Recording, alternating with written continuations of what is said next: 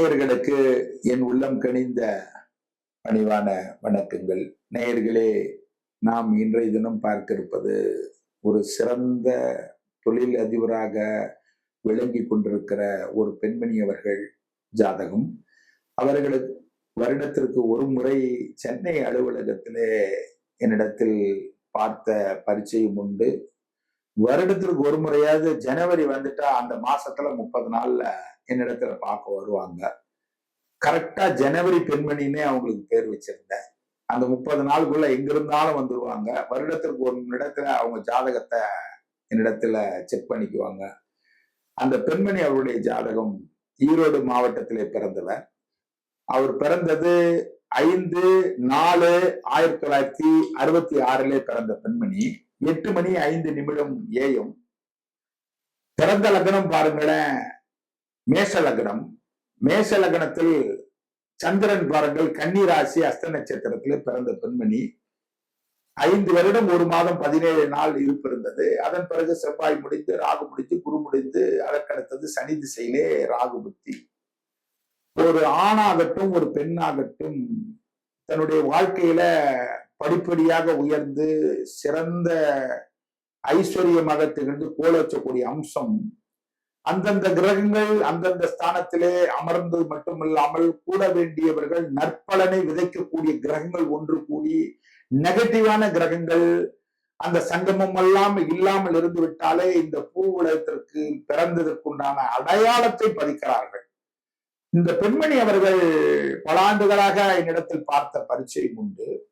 அவர்கள் பெரிய ஒரு டெண்டர்லாம் எடுப்பாங்கன்னா எப்படின்னா குப்பை கூளை டெண்டர். அவங்க எடுக்கிறதெல்லாம் பழைய ஸ்கிராப், இரும்பு சம்பந்தப்பட்டது, குப்பை கூலங்கள் எங்கெங்க இருக்கிறதோ அது இந்திய அளவில் இருக்கக்கூடிய குப்பை கூலங்களை கவர்மெண்ட் மூலமா அவங்க டெண்டர் எடுப்பாங்க. திடீர்னு இங்க இருப்பாங்க, அடுத்தது பார்த்தா பாம்பேல இருப்பாங்க, அடுத்தது பார்த்தா கல்கத்தால இருப்பாங்க, தமிழ்நாட்டுல இருப்பாங்க. ஈரோடு மாவட்டத்தில் பிறந்த பெண்மணி அவர்கள் ஜாதகம் பாருங்களேன். மேச லக்னம். மேச லக்னத்திற்கு 2 ராகு நீசம், 9 கேது உச்சம். லக்னத்திற்கு 3ஆம் இடத்திலே குரு தனித்து மிதுன மனையிலே, 4ஆம் பாவத்திலே மாந்தி, 6ஆம் பாவத்திலே சந்திரன், 11ஆம் இடம் என்று சொல்லக்கூடிய லாப ஆதாய ஸ்தானத்திலே சுக்கிரன், சனி, புதன், 12இல் செவ்வாய், சூரியன். பாருங்களேன் இது எப்படி இருக்கிறது என்றால் 10 குடையவன் தொழில் ஸ்தானாதிபதி யார் அப்படின்னு பார்த்தா சனி. அவர் 10ஆம் இடத்திற்கு 2ஆம் பாவத்திலே அந்த சனி ஏறிக்கக்கூடிய நட்சத்திரம் பாருங்கள் குருவுடைய நட்சத்திரத்திலே அமரப்பட்டிருக்கிறது. தொழில் பாதகமான தொழிலா இருக்கணும். காலபுருஷத்துக்கு 11இல் சுக்கிரன். அப்போ பாதகமான தொழில், 4 பேர் வெறுக்கக்கூடிய தொழில். என்னப்பா குப்பையெல்லாம் என்னப்பா இங்க கிடக்குதுப்பா, எடுத்து அகற்றப்பா அப்படின்னு சொல்ற மாதிரி அந்த குப்பையாலேயே இவர்கள் கோடீஸ்வர சம்பத்தை பெற்றவர்கள். இதற்கு என்ன காரணம் என்றால் 10ஆம் இடம் தொழிற்ஸ்தானத்துக்கு தர்ம கர்மாதிபதி அமர்ந்திருக்கிறது. 2ஆம் இடத்திற்கும் குடும்பஸ்தானத்திற்கும் தர்ம கர்மாதிபதி அமர்ந்திருக்கிறது.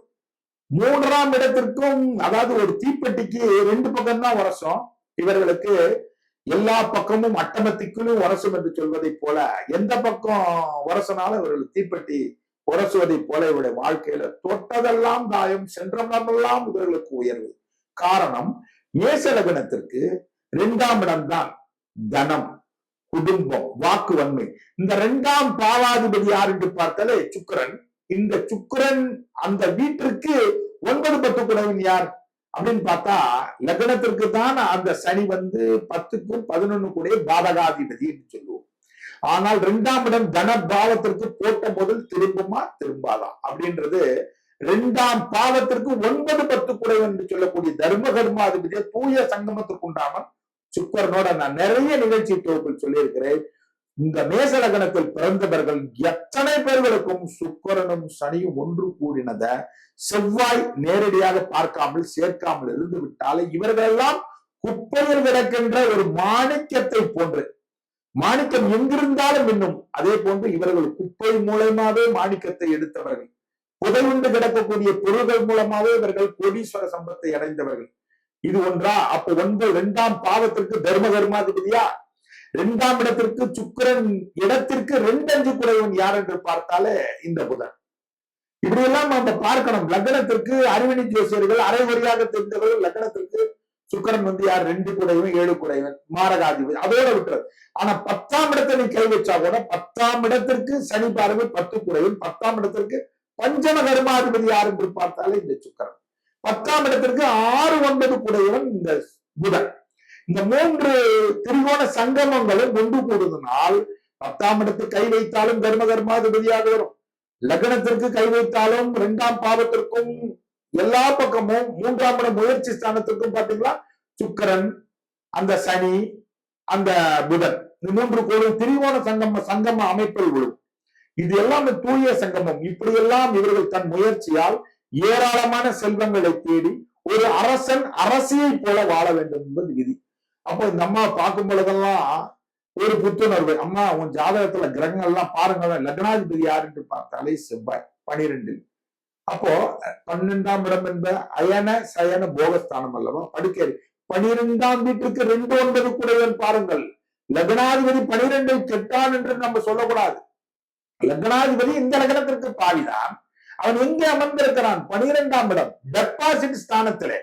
12 சூரியன் அமர்ந்தது மட்டும் சில குற்றம், ஆனால் பல நன்மைகள். 12 கை வைத்தால் 12ஆம் இடத்துக்கு 2, 9 கூடையது. இந்த லக்னத்துக்கு குரு பாருங்கள் 3ஆம் இடத்துல லக்னத்துக்கு மறைகிறான். அந்த 12ஆம் வீட்டில் இருக்கக்கூடிய செவ்வாய் 4வது பார்வையாக பாருங்கள் அந்த குருவை பார்க்கிறது. அப்போ குருமங்கள யோகம் ஏற்படுகிறது. சசிமன் குரு சிவராஜ்ய யோகமும் இவர்களுக்கு ஏற்படுகிறது. குரு சந்திர யோகமும் இவர்களுக்கு ஏற்படுகிறது. சந்திரா காவிய அடிப்படையிலே பார்ப்பதை விட இவர்களுக்கு லக்ன காவிய அடிப்படையிலே சீர்தூக்கி இருப்பதனால் இவர்கள் பன்மடங்கு தொழில் ரீதியா சம்பாதித்து கிட்டத்தட்ட 900 கோடி ரூபாய் சம்பாதித்திருக்கிறார்கள். இந்த துறையில அவர்கள் கை வைத்து குப்பைக்கு உண்டான கிரகமே ஆட்சி பெற்றிருக்கிறதுனால் குப்பை கோலத்து மூலமா இந்த பெண்மணி உயர்ந்திருப்பதற்கு இது ஒரு சான்று. இது எல்லோருக்கும். அதனால்தான் ஒரு ஜாதகம் மேச லக்னத்தில் பிறந்தாலே சுக்கிரன் சனி ஒன்று கூடிவிட்டாலே இந்த பூவுலத்தில் பிறந்த 50% அடையாளத்தை பதிக்கக்கூடிய ஒரு உன்னத வளர்ச்சி கொடுக்கிறது. ஆனால் அந்த செவ்வாய், அந்த சந்திரன், சனி 3ம் ஒண்ணு கூடிட்டா அப்படியே நெகட்டிவ் வரும். உங்கள் ஜாதகத்தில் இந்த பிராப்தம் எங்க அமர்ந்திருந்தாலும் கிடைக்கும். அதே போன்று நெகட்டிவா அமர்ந்தா நெகட்டிவா தான் கிடைக்கும். மீண்டும் அடுத்த நிகழ்வில் நம்ம சந்திப்போம். வாய்ப்புக்கு நன்றி கூறி விடைபெறுகிறேன். நன்றி, வணக்கம்.